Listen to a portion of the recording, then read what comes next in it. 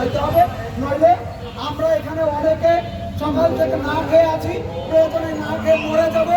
আমরা এখানে রাজপথে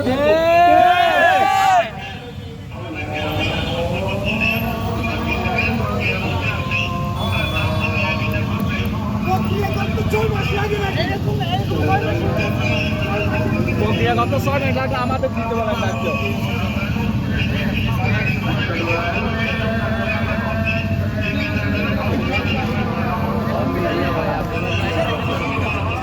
এখানে প্রশ্নবিদ্ধ হওয়ার কিছু নাই। আমি এই মুহূর্তে আইন উপদেষ্টা অথবা পররাষ্ট্র উপদেষ্টা, স্বরাষ্ট্র উপদেষ্টা কেউ ফোন দিলে তার কাছে আমি জবাবদিহিতা চাইব যে এখন পর্যন্ত বিচার কেন হয় নাই। তারা যদি ফোন না দেয় এখানে রাস্তায় না খেয়ে মারা যাবো আমরা।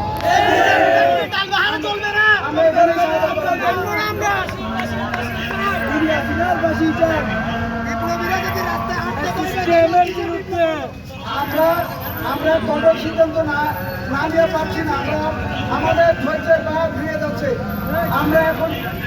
আমরা যারা আন্দোলন করেছি তাদের জীবন এখনো হুমকির মুখে।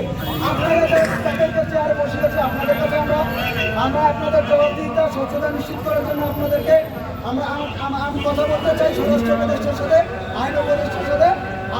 আমাকে ফোন দিবে, আমি তাদের কাছে প্রশ্ন করবো। এখনো বিচারের এতদিন প্রক্রিয়া করতে লাগে না।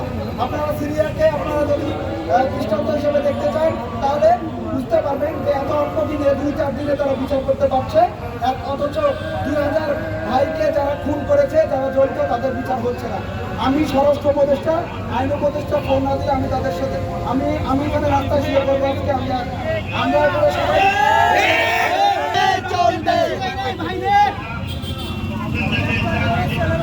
আমাদের সাথে যোগাযোগ করতে 8 ঘন্টা সময় লাগছে। আমরা এখানে অবস্থান করছি, আমরা এখনো এখানে অবস্থান করছি। আমরা না পেয়ে আছি, সমস্যা নেই।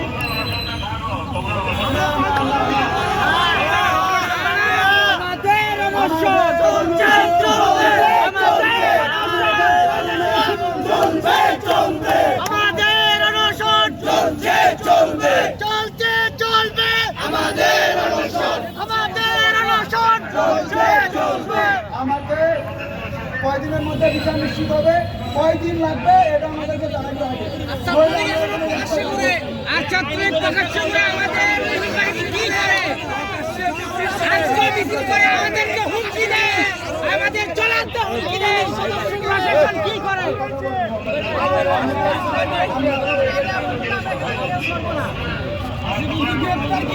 আমাদেরকে অনলাইনে অফলাইনে হুমকি দেয়।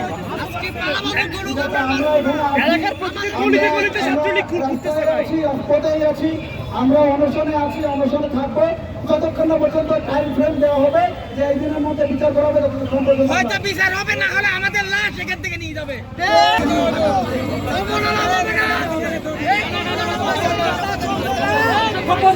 চলবে না, চলবে না, চলবে না, গোপন বৈঠক চলবে না, চলবে না, চলবে না, গোপন বৈঠক চলবে না।